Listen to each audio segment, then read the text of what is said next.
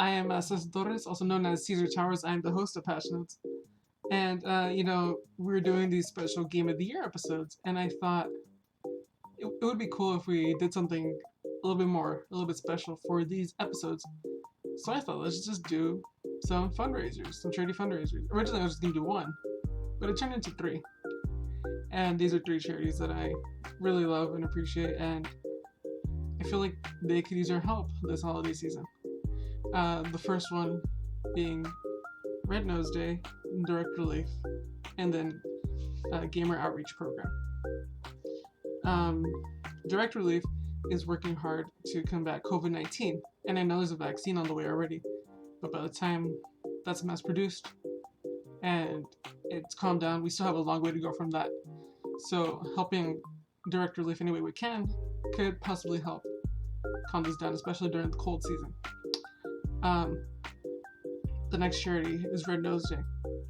Red Nose Day is trying to fight childhood poverty around the world, trying to discover vaccines for diseases in Africa, trying to feed homeless kids all over the United States, and just doing anything they can, honestly, to help a child get the life that they deserve. And Gamer Outreach Program is similar, except they provide video games for kids in hospitals that, need that distraction, need that help from a video game to help them get through it. Because being in a hospital is not easy, and playing games just makes things a little bit easier, And so I ask you this holiday season, if you can, just spare $1 to one of these charities, just spare $1 to all three, or even if you're just able to share them, I'd really appreciate it a lot. And with that, here is our Game of the Year discussion. Enjoy the show. Thank you very much. What are you? I was quite proud of my Whooper joke. Whooper, there it is.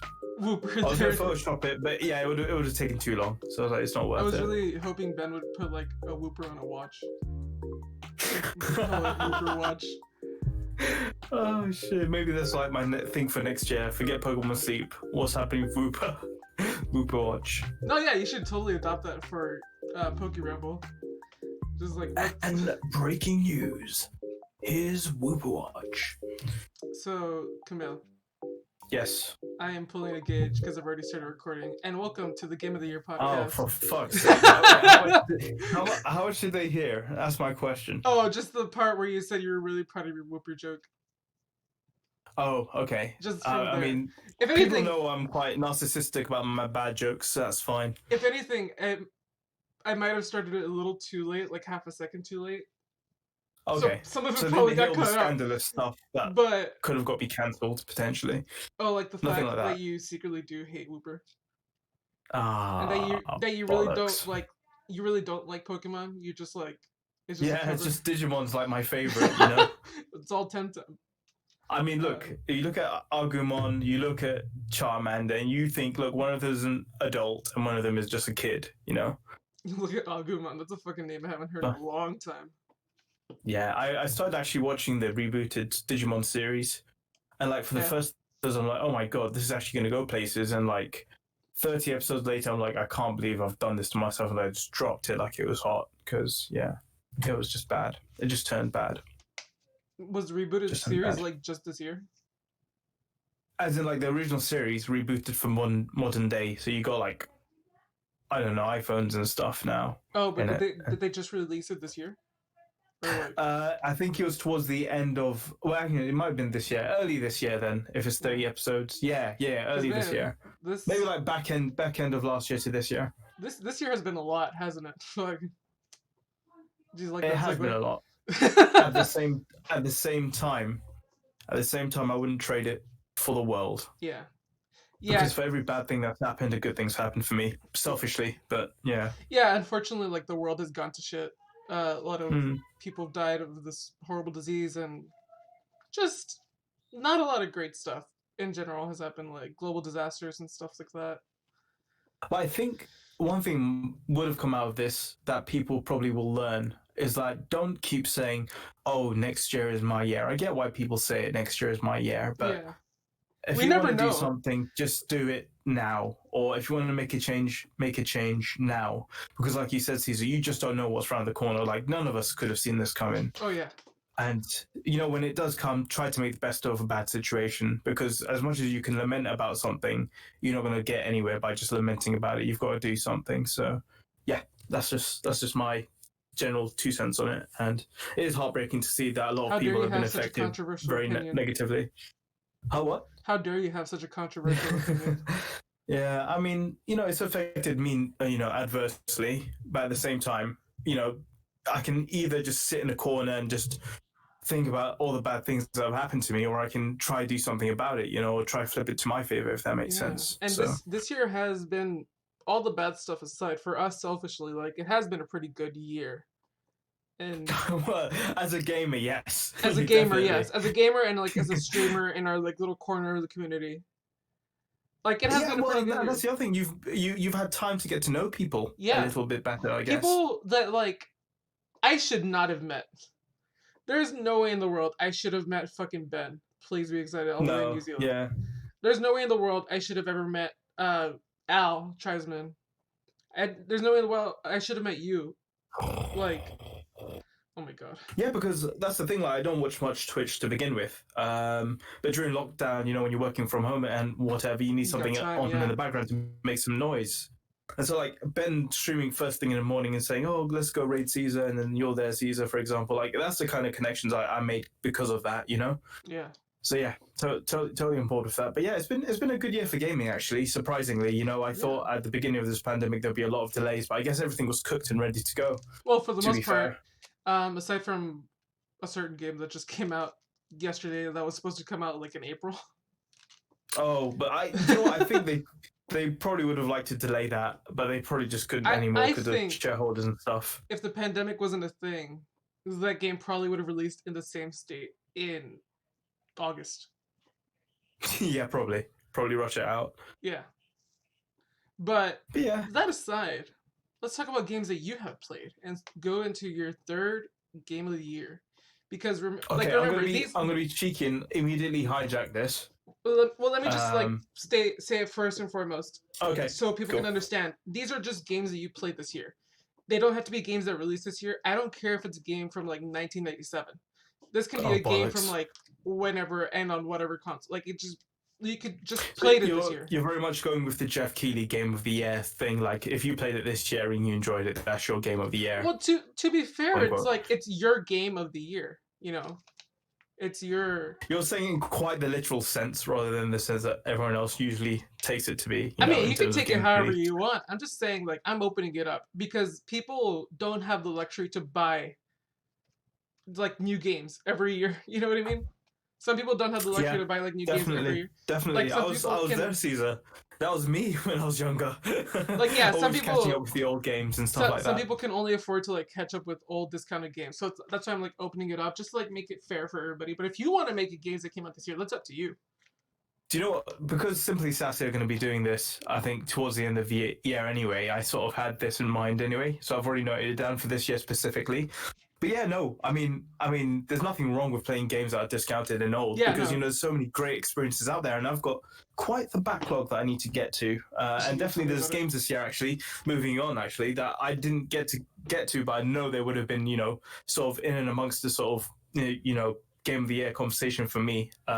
So some of them I want to give a shout out to is Fairy Tail by Koei Tecmo. They've been on a roll with making games lately, and I love anime, and Fairy Tail's a great anime, so I didn't get to play that game.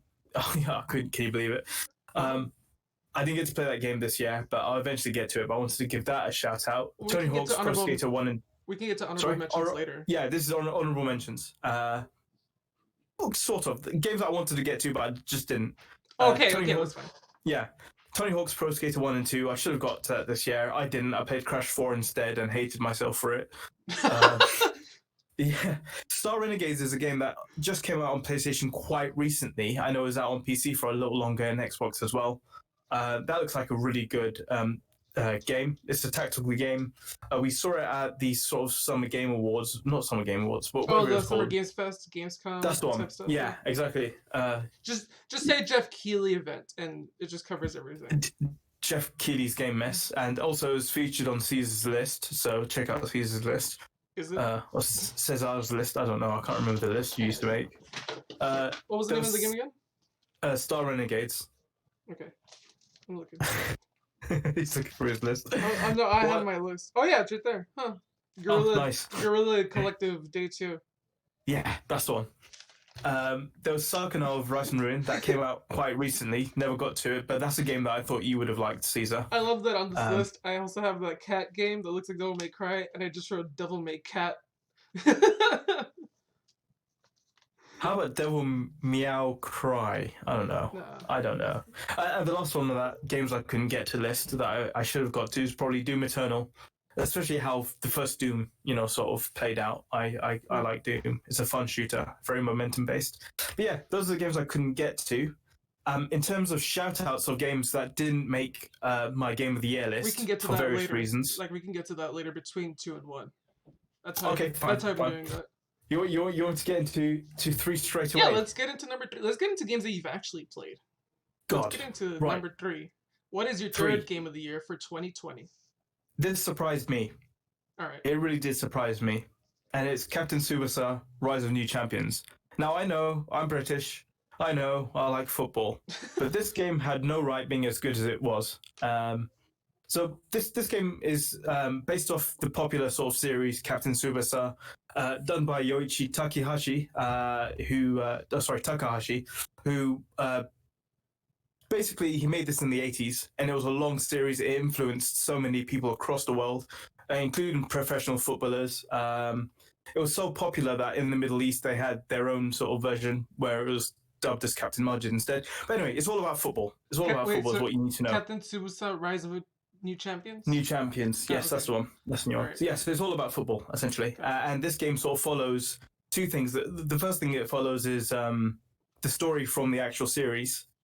So it sort of covers this one arc, a tournament arc, where Tsubasa is trying to get his 3rd sort of title at high school, essentially, or middle school. And the game at that point is quite slow. It's just introducing you to the characters, teaching you the mechanics of the game, through the story. But then you get the second route, which is my favorite route because it's an original story made by the creator himself, where actually you as in the player, I inserted into the world of Captain Tsubasa. So you get to create your own character, and you get 3 paths to go through, where you can go through these 3 middle schools who are like the sort of powerhouse schools in the anime. And you get to experience things behind the scenes, and you get to actually play amongst the players. You get to grow with them. And the thing about this mode is it's set around you qualifying for the World Cup, essentially, and Japan taking on the world. And it's just so epic that you as a character get to play with some of your favorite characters from the series and try to take on the world and try to win that World Cup. I guess the big appeal of it is... Sorry. I'm just saying, I'm watching gameplay list right now, and for like audio listeners, the best way I can describe this is like it's a very anime soccer game. Like it's very... If you've ever seen sports anime in general, it's the most hypest shit in the world. Like, there's some animes that go very hyper-realistic with it, and some animes that just go like, this is soccer some the crazy anime. shit you've never seen. Yeah, it's like we could do some shit you've never seen before. That's Captain Tsubasa. It's over the top football, essentially. You're doing all Captain Tsubasa in 3 words. Soccer anime. That's 2 words. So. Soccer, anime, football for people outside of America. There we go. Football, So there's 2 story modes. One the sort of normal story, and then one featuring you in an original story made by the creator. And you get to experience 3 different routes, and also there's 3 different endings as well. Where you face a different sort of team in the final. Oh, that's actually cool.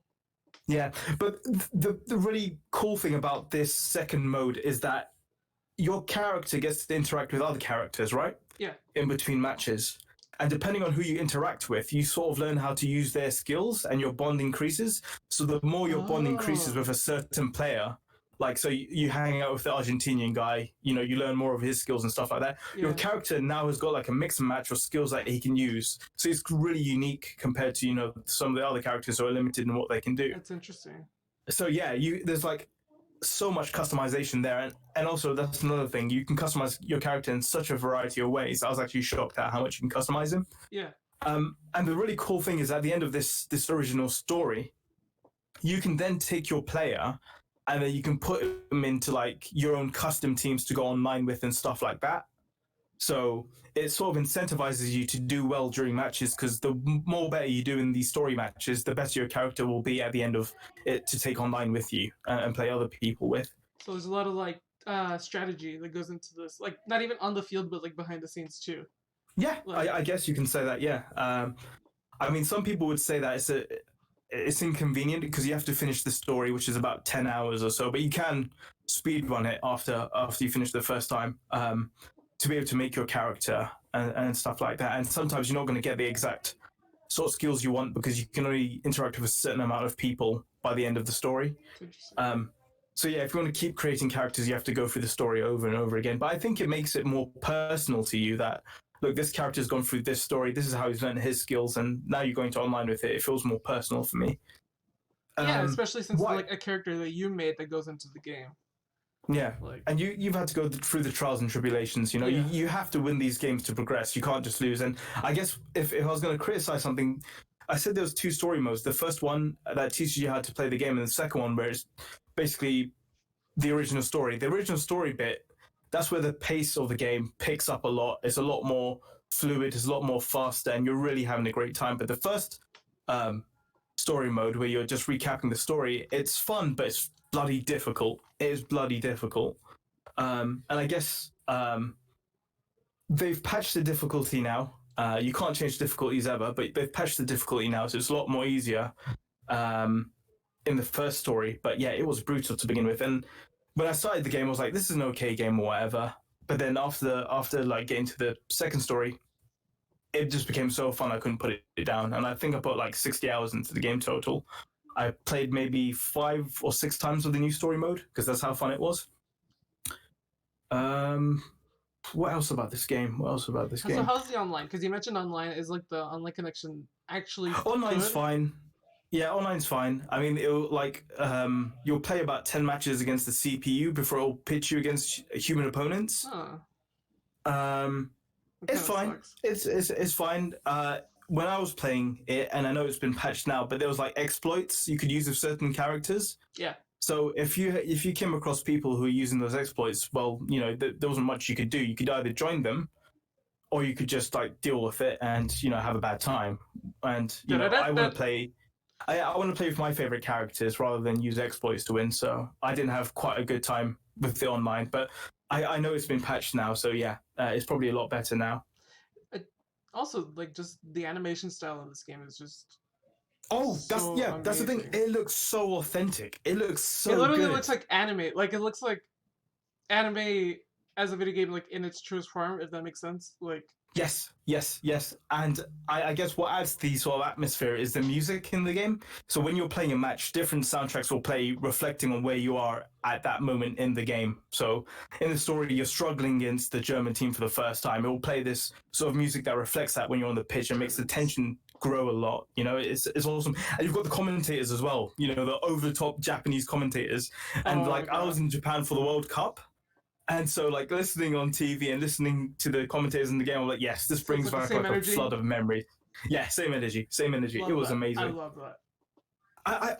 That's the other thing, actually. With both the story mode and the original story mode, there are scenes you can activate where you're playing the game, but you can activate sort of scenes like cutscenes. Yeah. And they're totally optional, but they're very dependent on you doing something or you letting the computer something. Like, for example, if 2 of certain characters get to your side of the field, this cutscene will trigger and it will like remind you of this moment that was from, you know, the original anime, or like in the new version, it will give you like a cutscene, but an original cutscene you would have never seen before, like even as a fan of the series, which is really cool. So you get these really cool anime cutscenes in the middle of matches that really pump up the tension, you know, give you a better experience for the game. So yeah, that's another reason why I like it. That's cool. This game looks really interesting. If you're not a fan of the series, and you've only played things like FIFA or PES, for example, which I did, yeah, you're gonna struggle to adapt to this game. I mean, I tried to play this game like a FIFA. I tried to play this game like a PES, and it was not a good time. I was gonna say, like, you said that there's like a story, and people don't like that. So like, if people don't like that there's a story in this game, you might as well just play FIFA. Yeah, exactly.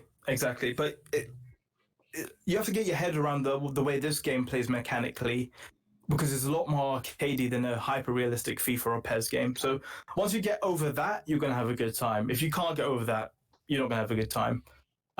If you end up liking the first story a lot, there's like a side menu where you can go back and see the backstories of all the characters. So they don't force you to see the whole entire story in the first sort of mode. But if you are interested, there's that there where you can see the animations and stuff like that towards the story and find out the sort of motivations of all these older characters and why they got to where they are today.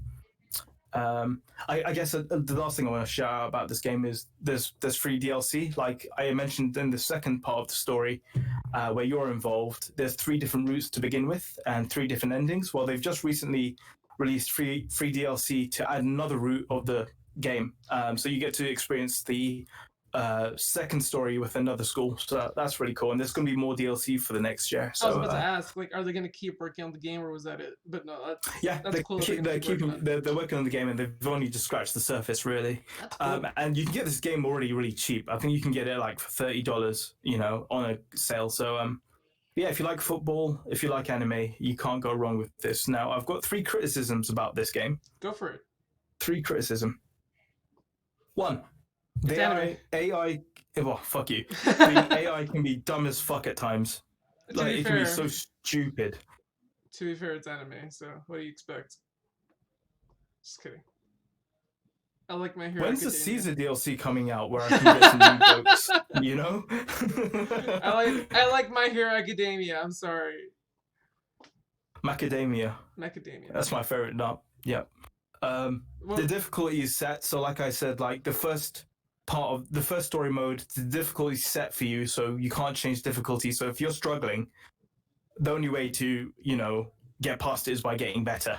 Mm-hmm. And like I said, they've patched the difficulty in the first part of the story, so you should be good now. But yeah, the difficulty set, and like there's so many times in the second part of the story that I lost the game and I was like, fuck. So the I have AI to replay it. The AI sucks is the first one before I rudely interrupted you. And the So difficulty the AI sucks for you. For the other team, it's fucking immaculate half the time. Yeah, but once I think after I got used to the controls, after I got a feel for the game, I was perfectly fine. It was still hard, but I was fine. And the last criticism is the penalty system is just underbaked. It's not even a penalty system. It's just like a botch job, and because there's no fouls really in this game, you are not expected to get many penalties apart from penalty shootouts. They didn't really work on it too much. So yeah, it's just a shit system, really, the penalty system. That was number 3 for me. So that was a really interesting one. I never heard of that game before. Yeah, if you haven't guessed, by the way, I'm not very good at articulating why I like things, but I gave it a go. Oh no, that was actually really good. You really went into depth with that one, and now I want to hear you go into depth in number 2. What do you got for me? Well, before I go to number 2, okay. The games that I couldn't put on my top 3 list. You'd like to hear? Is that that goes after number 2. Okay, fine. Between number 2 and number 1. We gotta tease the people, We gotta tease the people. Okay, I'll tease the people. So what's number 2? Do you want to have a guess? Let me see. Because technically DLC would be on the table, so I want to say Wild Tundra from Pokemon Sword and Shield. Oh no, I couldn't put the DLC. I couldn't put the DLC in there. I would have liked to, but I couldn't do it. All right. It's Japanese. Wow, what a surprise! As a hint. Did you play Ghost? Yes, it's Ghost of Tsushima. That's number 2.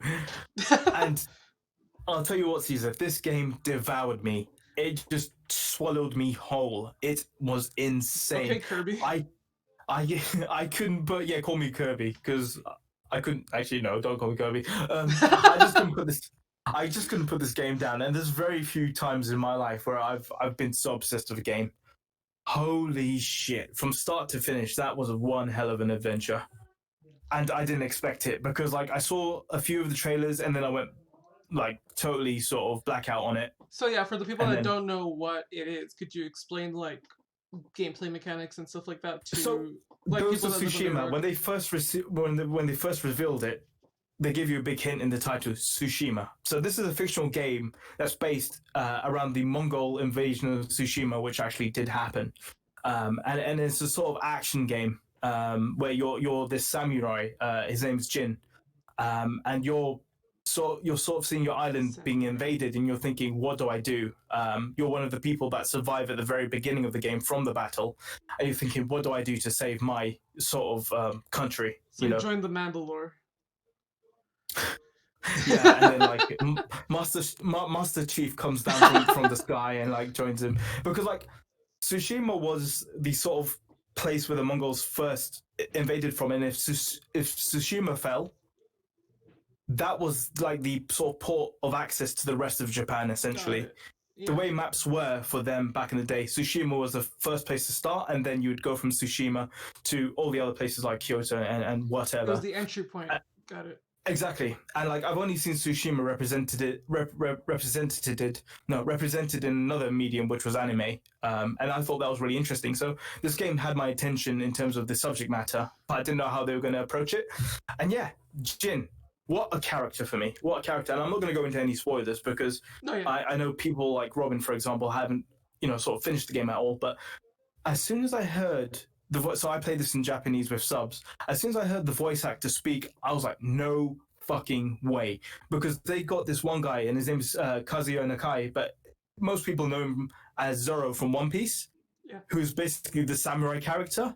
Man, they nailed the fucking voice acting in this game. I freaked out. So I think what's straight away, I was attached to Jin. Sorry? No, what I think is interesting about this game is that it was mocapped and like recorded originally in English.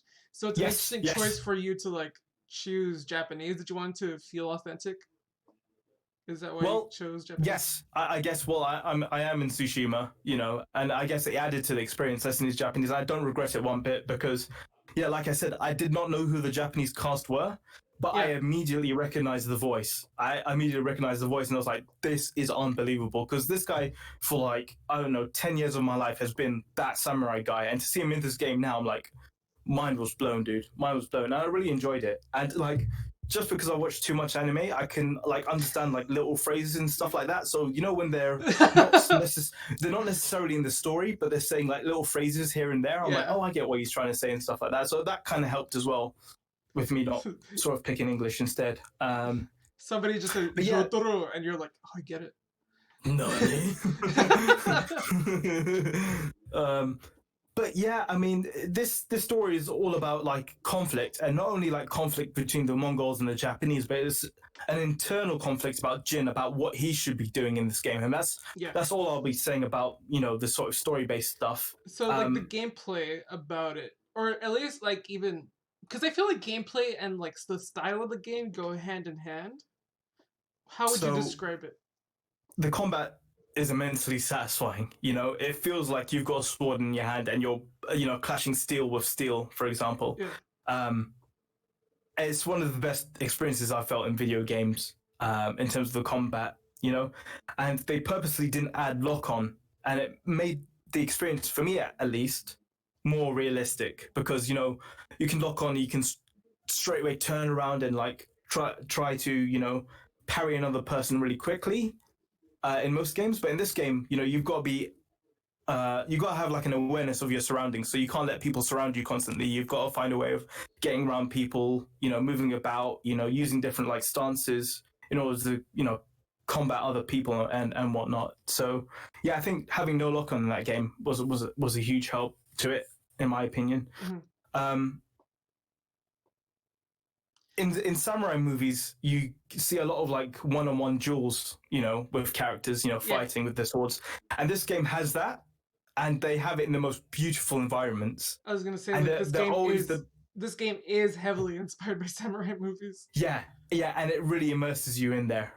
So yeah, I think the duels in my game are my favorite part of it. But yeah, there's like 4 different fighting styles you can choose from, essentially, and each one will help you defeat a certain type of enemy. And like towards the end of the game, you're constantly switching from different styles, and it feels so satisfying, just absolutely fucking up everybody's day, essentially. But yeah, no, it feels great. It feels great, the combat. And I guess, that's another thing that adds. You've got a good story, you've got good combat. What else do you want? Well, I'll tell you what else you want. Great side characters, great side quests. For me, the side quests you get in this game, you get different sorts of side quests where you get like random requests from citizens. You've got side quests where you're meeting these characters. Like, for example, my favorite was Kenji, this kind of swindler who's always getting into different shit, and you always have to bail him out. Like, he's such a joke of a character, but I love that guy. And there's another one where you're dealing with the more mythical side of things. Things inspired by yokai, for example, or folklore, Japanese folklore and stuff like that. So like the side stories and stuff like that, and getting to know the people of Tsushima, it really helped me solidify this as my number 2. And I haven't even got around to the world itself and how beautiful it looks, with the plum trees, dude, the how many foxes wheats on the fields. Sorry? How many foxes did you pet, dude? Some of the foxes in that game didn't let me pet them for some reason. What? But I was like, whatever. It's fine. Damn. I don't want to pet you anyway. Because they're like really awkward spots where they're at the edge of the cliff, and I'm like, I don't want to accidentally push you, so I'm just gonna back off and head off. But the world itself is beautiful. Yes. It looks great, and I guess one of the things I really like is how they designed traveling around the world. So essentially, you can sort of get the wind to guide you to your next destination by using the touchpad. So you don't have to keep opening a map. You can just focus on this open world and use your horse to go to your next destination with the wind guiding you, and that really helps with immersion, I think. So yeah, I like how, I guess. Looking at it right now, I just like how clean it looks. Do you have the option to turn off a HUD? Or... Yes, I believe you can make it as minimalistic as you want, essentially. Yeah, because there's like. I think things do pop up once you're in combat and stuff like that. Yeah. Obviously, but yeah, you can make it very minimalistic, and there's like 3 different sort of like options in terms of black and white mode and all these other modes. It really it's because like I thought you said Alexa there. I was like, what's he asking Alexa? I'm the guest. No, I like that because it just makes. I don't know. I don't like when things clutter my screen too much. Yeah, there's too much noise. I mean, that's maybe like looking at Immortals, like outside of like the E3 trailers and stuff like that, actual gameplay. I'm like, this looks a bit messy. And like, do you want to talk about the soundtrack, where they're just using like legit, Japanese instruments like a bamboo flute, a koto, a shamisen, taiko drums? It's just I've heard some of it. It sounds really pretty.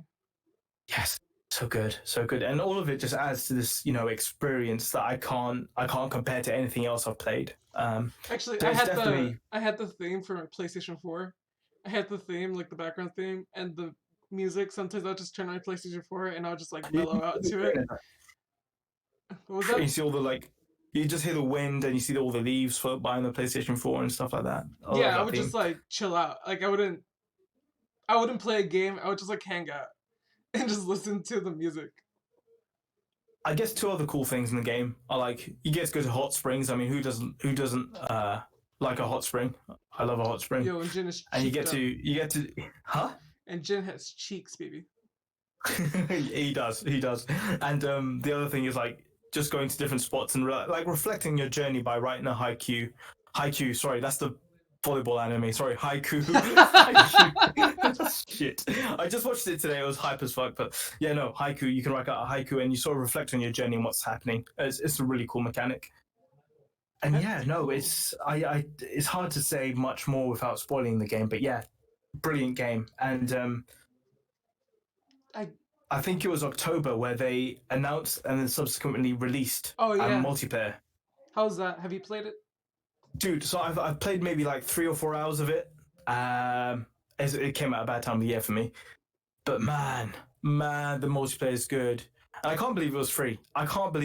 Because honestly, it gives you a story. And actually, this is where I had to change it from Japanese to English, because although I recognize the Japanese narrator, who's currently in One Piece at the moment, as well, not Zoro, but his name is Hyogoro, it's hard to listen to the narration whilst doing the multiplayer objectives and stuff like that, because I can't read the subtitles while listening to Japanese. So at that point, I had to switch over to English during the multiplayer. But the multiplayer is really fun, really intuitive.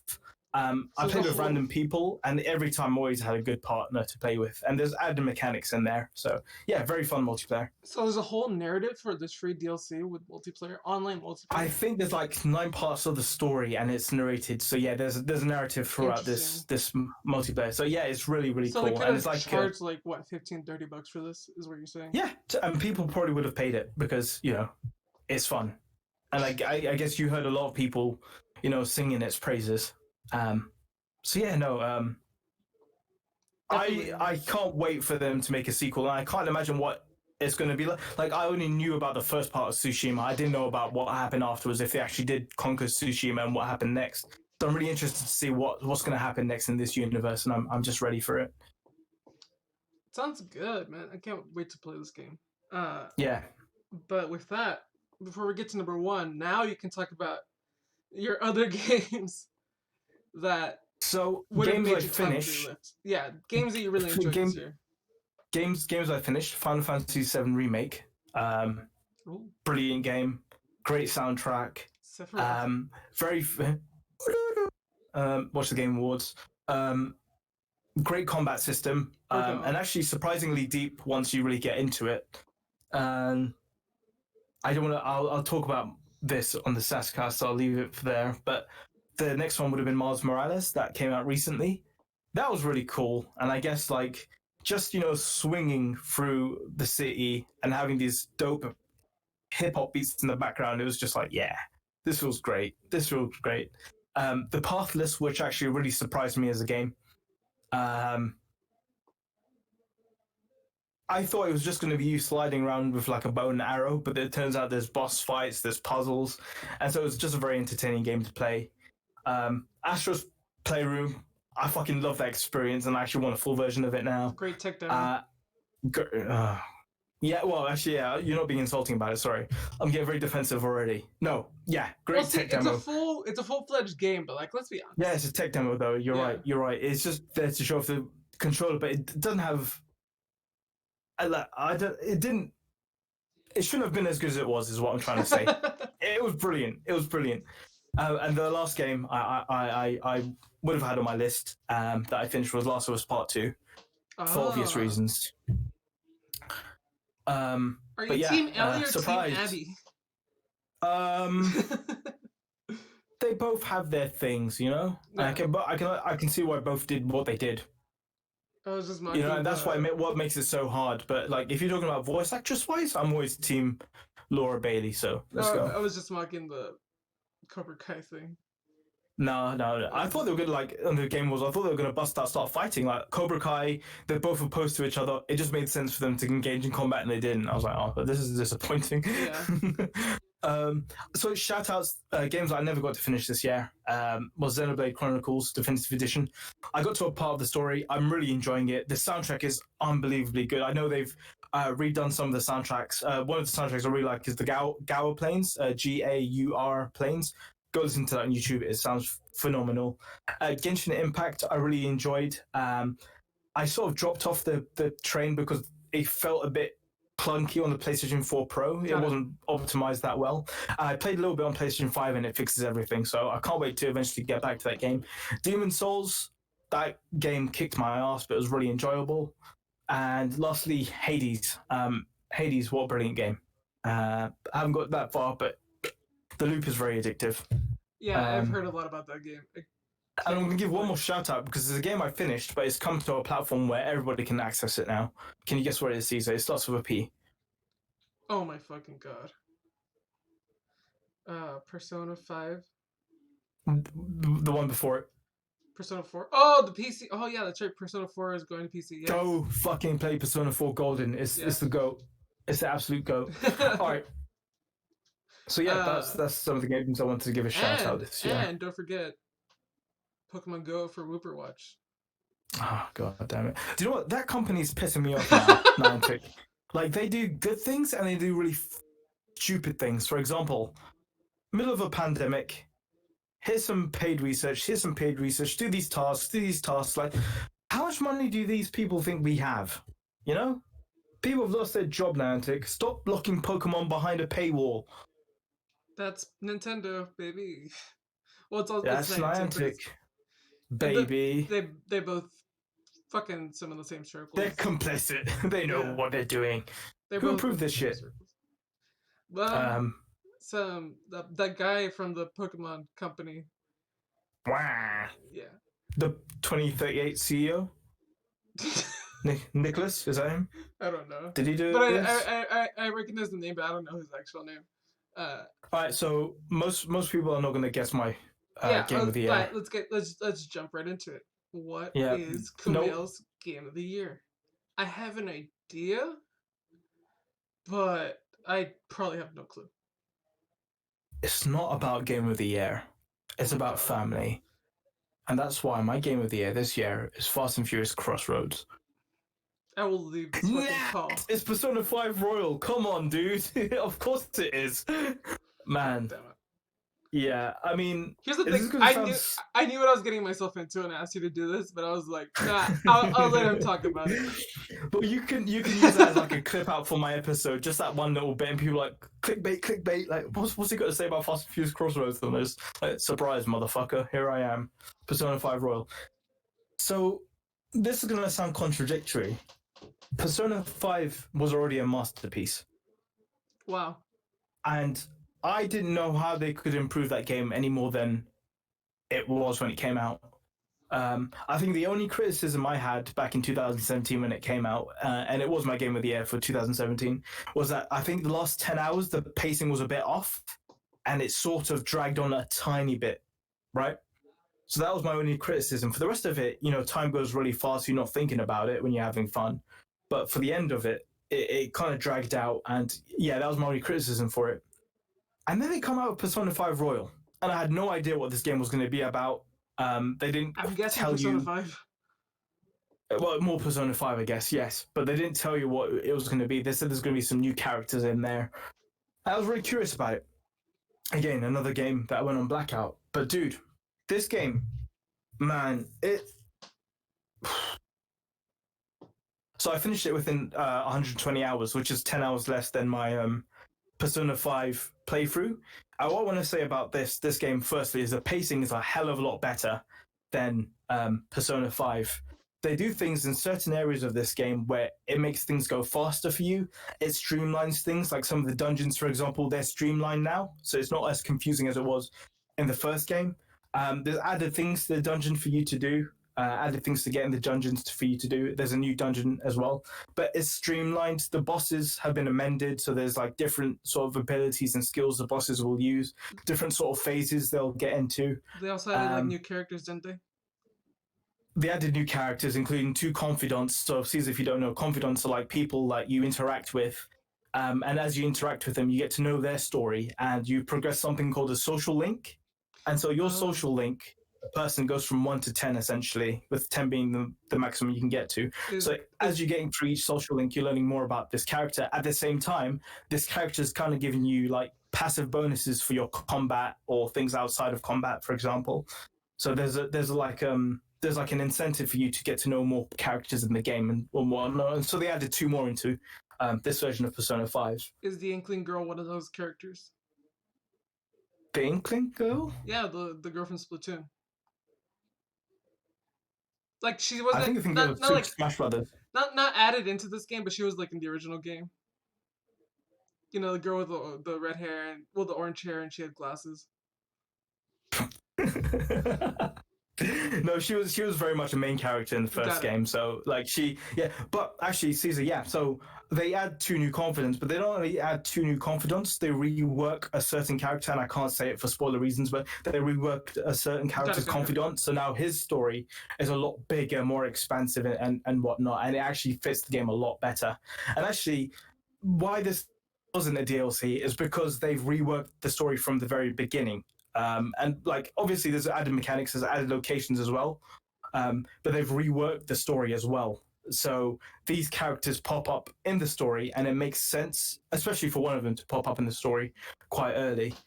And so that's why it can't be a DLC. But the term they've added, the extra semester they've added, is phenomenal, and probably one of the most impactful sort of things I've had in a video game. Full stop. That's crazy that they. I can't. Yeah, it's so hard to talk about this game because if I say anything about this game compared to the first game in terms of story, it's just going to spoil the whole thing, and there's no point you playing it at that point. So I can't talk about story, but all I can say is the characters that are in the story and the way they've reworked some of the characters and how the new characters interact with the sort of main cast. It just makes for a good time for everybody. Let's say. That's crazy that they gave Joker from Smash not only one game but 2 games. And I think they're working on a third one, right?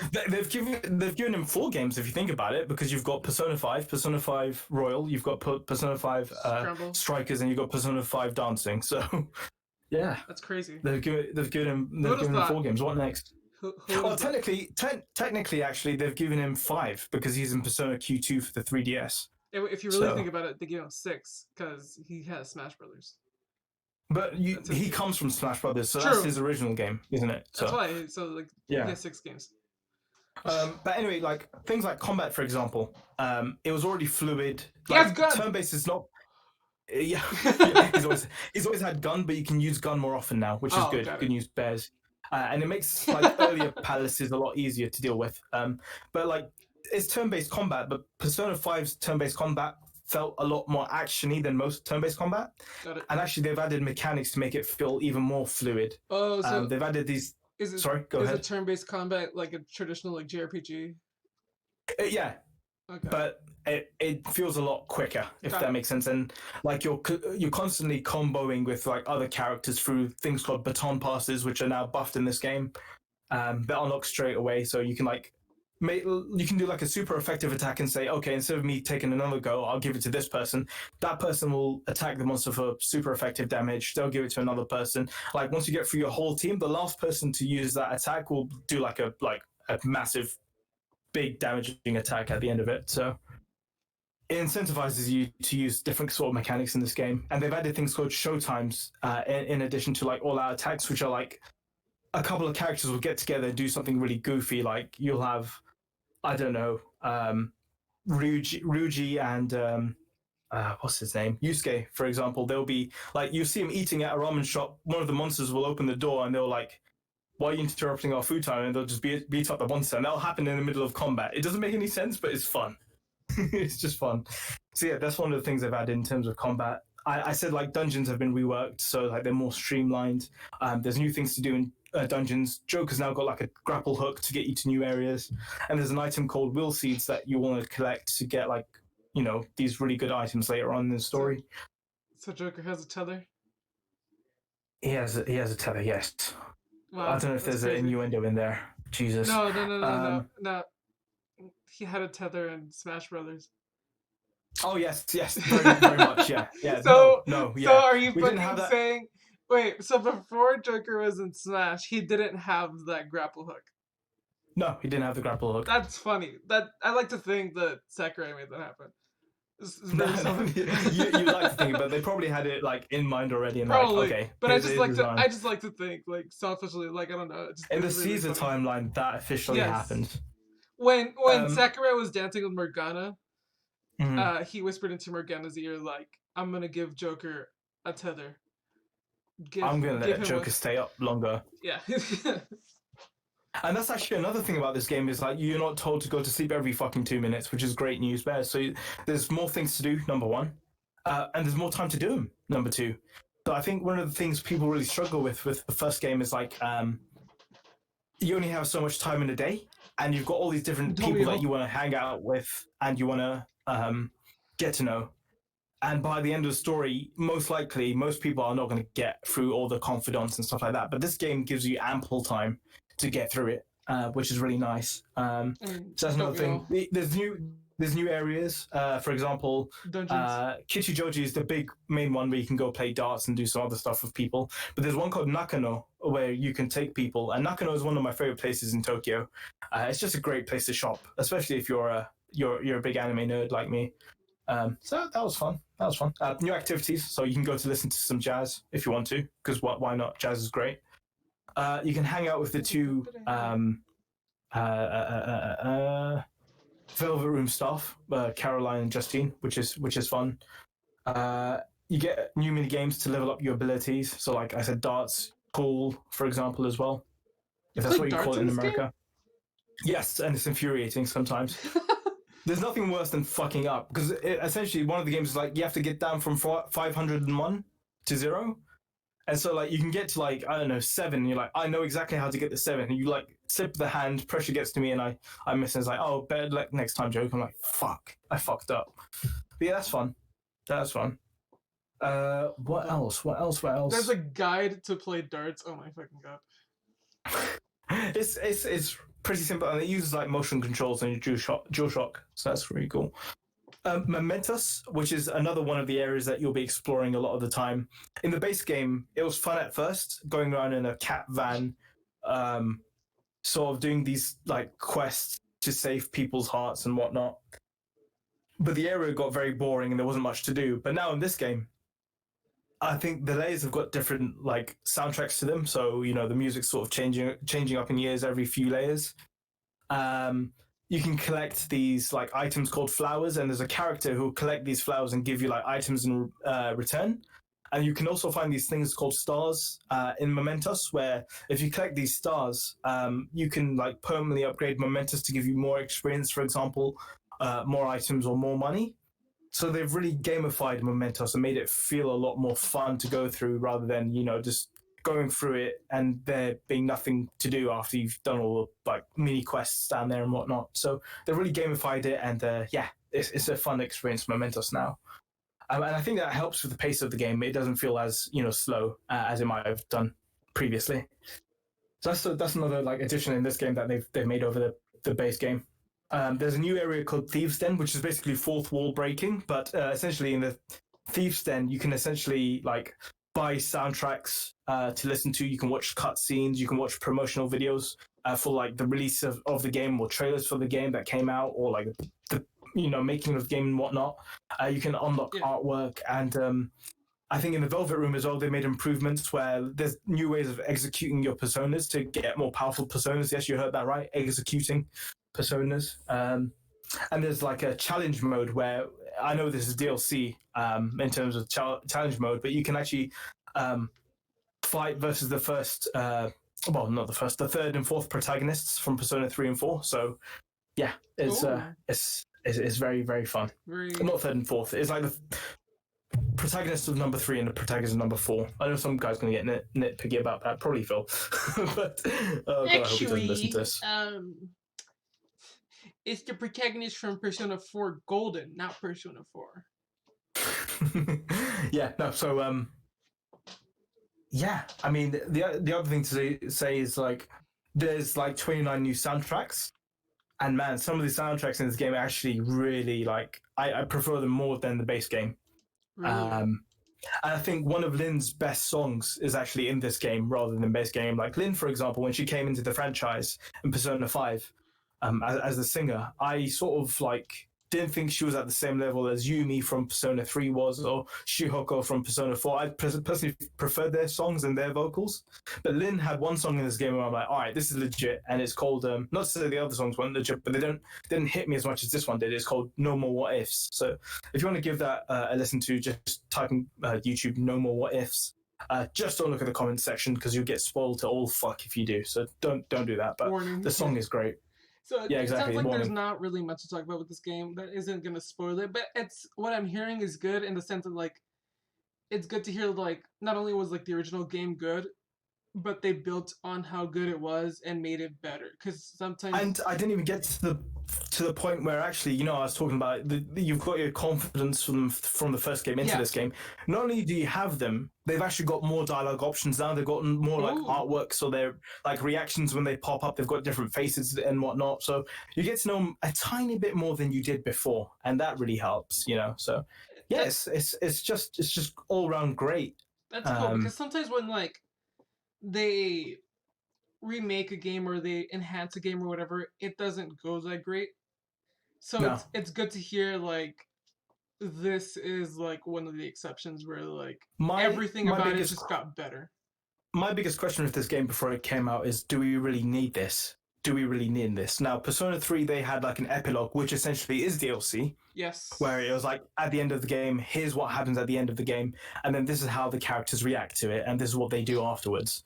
So you had a proper sort of sequel in Persona 3 called The Answer. Persona 4 Golden, they do essentially what they did in this game, is they add a new character. But I feel Persona 5 Royal sort of adds a bit more, if that makes sense, and it's a bit more significant in the way how the game sort of ends. For example, I think there's a lot more there. Essentially, is what I'm trying to say in Royal compared to Golden. That's cool. And I guess I've said a lot about the game already. That's why I will say is some people will say to me, "Is this game canon?" And the answer is nobody fucking knows, because they've not said anything either way. So you got to imagine it like this, where Persona 5 original, that's canon, that's its own canon, and this is another universe where this is its own canon as well. And like you'll have Strikers coming out, and Strikers continues on from original P5 original, and Persona 5 Royal just lives on its own over here. But if you haven't played a Persona 5 game before, start with Royal, is my opinion. Start with Royal, because you'll have a much better time all round. So with that, how could I even forget? There's new personas in this game. Like there's new personas to collect. Dude, Arsene with gun. Sorry, Arsene, but with gun. Is that? Cesar, what are you talking about? I don't know. Yes, go far here. The only persona I know is Arsene. Oh, Arsene, yeah. There's more persona. Oh, I guess there you go. Yeah, fine. Cesar, great point actually. Thank you for reminding me. Your persona can evolve further. So in the base game, your persona evolved twice. Uh-huh. In this game, it can evolve 3 times essentially. So you can battle former protagonists or other like protagonists, and your persona evolves. And the combat is turn-based. So your social link with your confidants will lead to them changing eternally, and because your persona is like a manifestation of your inner psyche. Yeah. When that character gets to like level 10, for example, the persona within them will also change to reflect that, for example. Yeah. So sorry, it evolves once and then once again. But now it evolves as part of the DLC. Not DLC. Royal, as part of Royal. Yeah, so, it's Ben that's got in my head now about this. That's all he says to me. He's it's DLC. Fuck you, Ben. So you can fight former protagonists. You have like creatures that evolve. Fantastic beasts, somewhere to find them. Yep. It's turn-based combat. It was made in Japan. Yeah. Sounds very familiar to like just another Pokemon. What? Pokemon? What's that? I know where you're going with this. I'm just saying there's a lot of similarities. There's a lot of similarities. Like I'm not surprised in the slightest. But... Hey, I love Monster Hunter, and what am I doing in Monster Hunter? Either capturing creatures or killing them. So like there's definitely a theme. There's definitely a theme going on with me. That's good that you have the type and you stick with it, you know? I appreciate that. Hey, I've got many a type. It's just that I enjoy this type a lot more. Clearly, it's number 1. Yeah, no, it's just, oh man, it just, what an experience. Honestly, what experience. And I guess I was able to put so many hours into this game and other games because of lockdown. So thank you, lockdown, I guess. But it's hard to talk about this game, like as you said, because of spoilers. But yeah, but I feel like I really don't want to spoil anything for people because I do think you did go really in depth and really like hype this game up. So I think you did a good job for this game. I tried my best, but I guess look, if you're really averse to playing Persona 5 or getting into Persona 5, well, now it's free on not Royal, but the base game is free on PlayStation 5 if you got it. So play that game, and if you love that game, then come back in 2 or 3 years and play Royal afterwards, and I think you'll sort of understand why I love this game so much. And speaking of like, I guess Cesar, I'm so happy we got Royal because actually, what most people don't know is Persona 3, Persona 4, and Persona 5 essentially had these 3 key components or 3 key people in them. So you had Hashino, who's like the director / producer of these games. You've got Sojima, who's the artist. So like the art style of Persona, primarily or largely down to him. And then you've got Meguro, who, does the sort of like soundtracks or sort of designed the soundtracks for the games. And like all 3 of them now are moving from I think it's P Studio into their own studio now working. I think we're still within Atlas, but working on a game called we're working on a project called Project RE Fantasy. And so if we do get a Persona 6, I think it's going to look a lot different to what Persona 3, Persona 5, and Persona 4 did. And it'll be interesting to see. But I'm glad that at least they got to give us this game. And I know a different producer and director worked on Royal, but they were primarily involved in this. And so, yeah, no, thank you to them. You said Project RE Fantasy, and I like to imagine it's Resident Evil Fantasy. Yeah, that's the joke they made on the bloody SAScast. Project RE Fantasy. Next to Project, I don't know, RE Hank, or whatever it was. But yeah, no. I mean, that's the end of my Persona rambling, I guess. I can't wait for that podcast. But that was... of course, like, I figured your number one game was going to be Persona 5.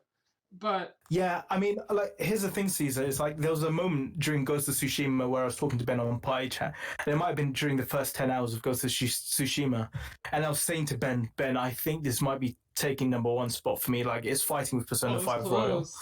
But then you have to let a game sit after a while. Yeah. And like, for me, to this day, I can't stop thinking about the end of Persona 5 Royal. It's still stuck with me. And like, if you go through my tweets, for example, I finished the game, I got the platinum in it, and like 10 days later, I just tweeted out, I think this might be my game of the year. Because it's just stuck in my head.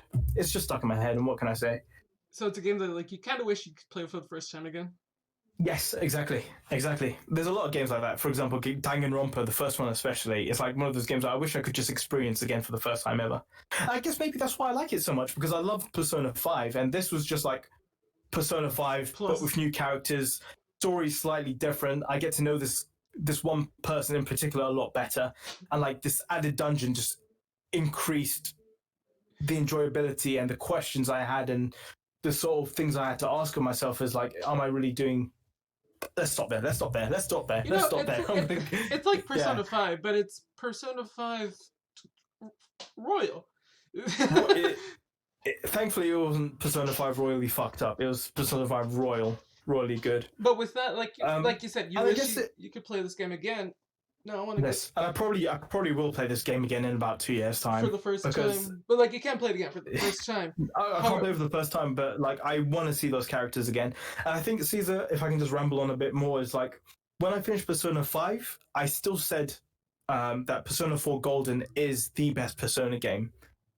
And whilst I don't think my stance has changed, I think Persona 5 Royal is like maybe centimeters away from Persona 4 Golden.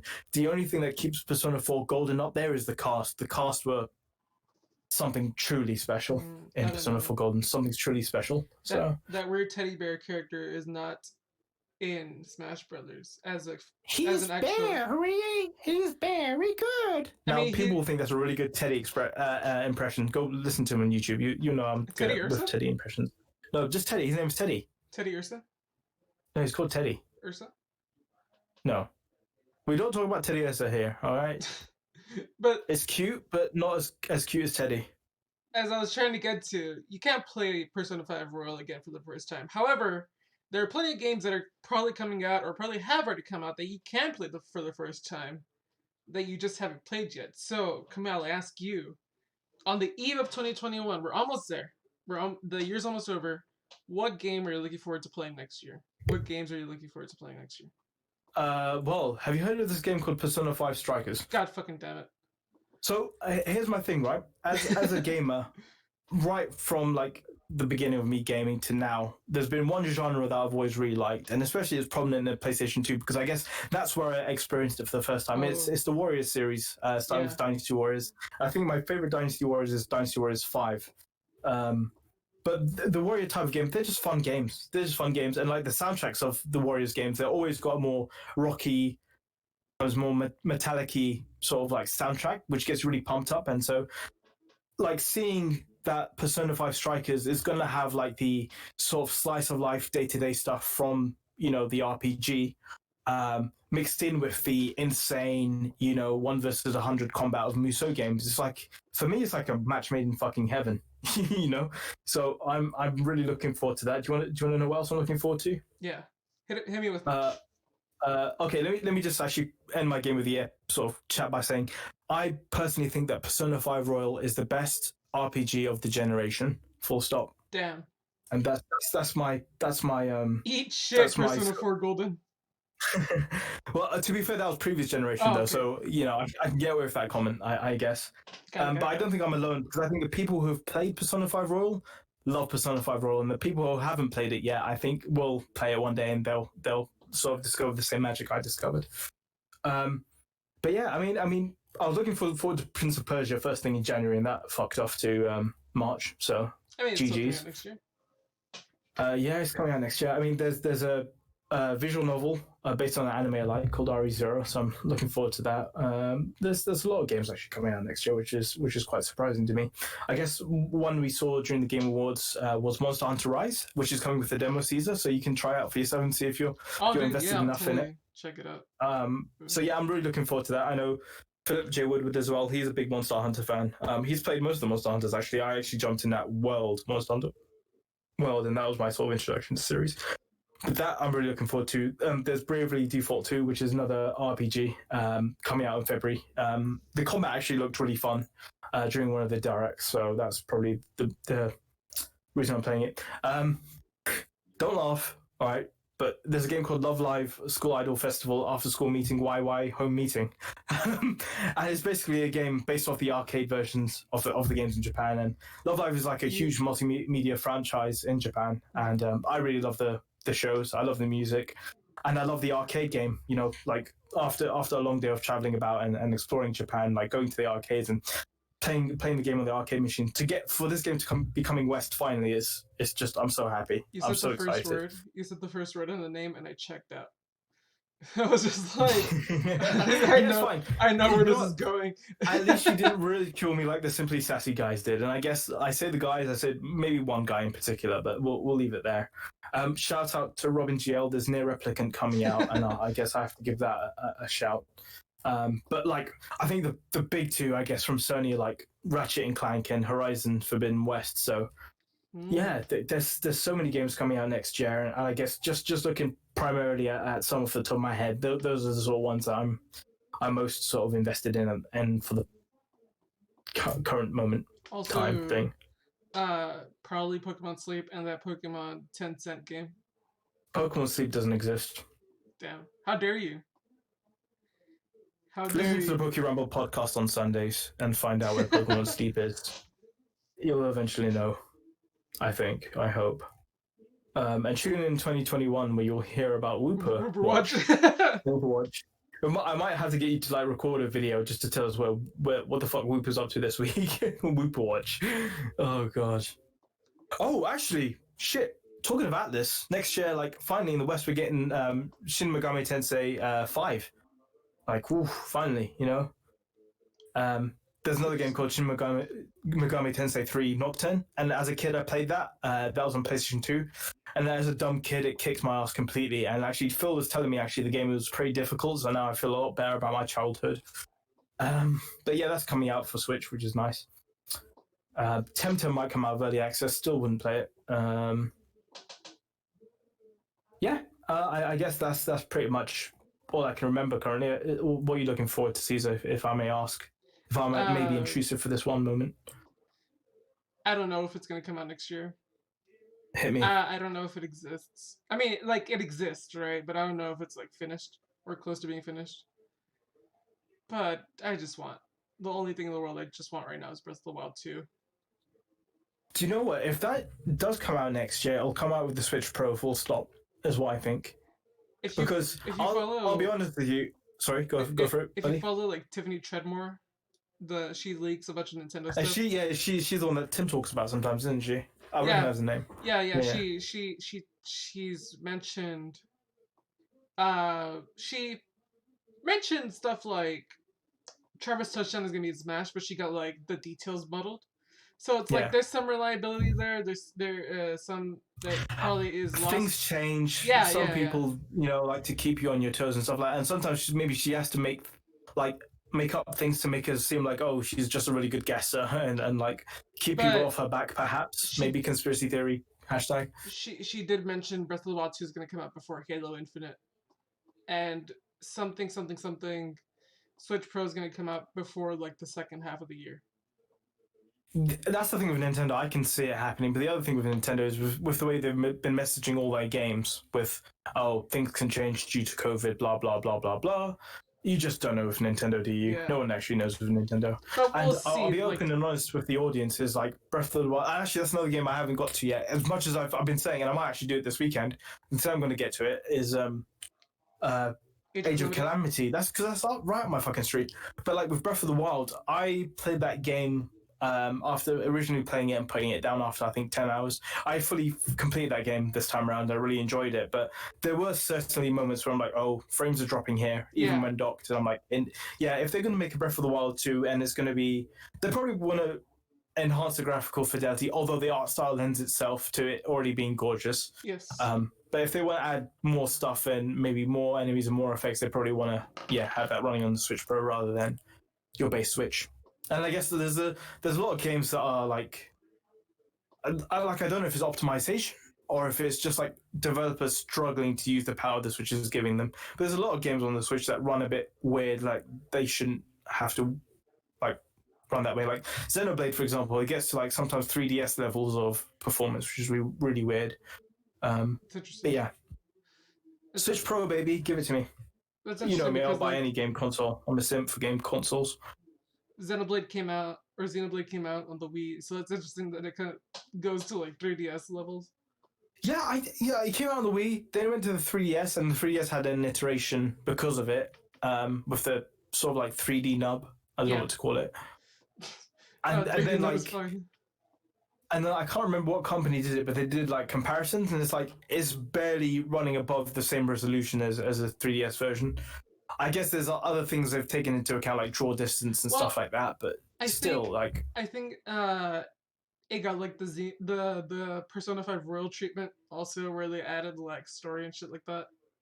Yeah, and like I said, the soundtrack. I can't remember where I was reading this, but I compared like the Xenoblade soundtrack to Definitive Edition soundtrack, where I think Yoko Shimomura, who I had no idea is involved.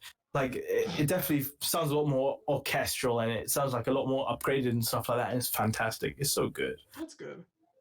Gower Plains. Don't forget it. Gower Plains. It's so good. Video games are good, man. Like walking across fields shouldn't feel as epic as it did in that one moment. It's really weird. So I'm guessing with patch notes, you're going to be giving your game of the year at the end. So you can't tell me, can you?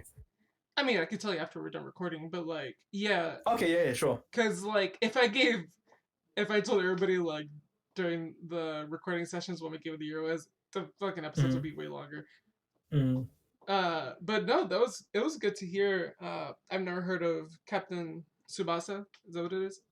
Yes, indeed. I mean, I think it was Matt who was getting adverts on like Amazon or something, and it was like, fucking Kumail, what have you done? I'm like, it's not me. Don't blame the Brit. But yeah, it was really good to like hear your personal favorite games of the year. So thank you for sharing that with us. Now it's time for your 15-second ad spot for like, you can pimp out whatever you want and just say whatever you want as long as it can't. Well, hey, it'll get you canceled, but it won't get me canceled. So yeah, just say whatever you want. Pimp your stuff. When does my 15-second start? Right now. Oh, I know. No, Simply Sassy Vids is where me and my cool friends make cool stuff. Kumailh H on Twitter, Kumailh on Twitter, Poké Ramble Podcast on YouTube and Spotify. Go look for it. But yeah, support patch notes. You don't have enough time in the day to know what's happening in the world. Just spend 10 minutes a week and listen to patch notes. There you go. That's my shout out. Like he said, that's Kumailh H. That's H for those of us that are not in the UK. Not H. What? Like, how do you guys always get confused about this? Like, literally at the end of last week's Sasscast, people give me shit about H. Like, come on, guys. It's not that hard. We invented the fucking language. Get with the times. Is that going to get me cancelled? You're British. Oh, okay. But yeah, thank you so much. Support Poké Ramble, support Simply Sassy, And yeah, thanks for tuning in for this episode of the Game of the Year Conversations. Thanks for having me, and thanks for listening to my Persona ramblings. I haven't been able to get it out all year, and I finally got it out, and it feels good. And now I need to have a shower. So now I need. And hopefully, you take a shower too. Take care of yourself. Drink some water. Eat some food. Take a shower. And hopefully, I'll see you again next time. Thanks for listening. Bye bye.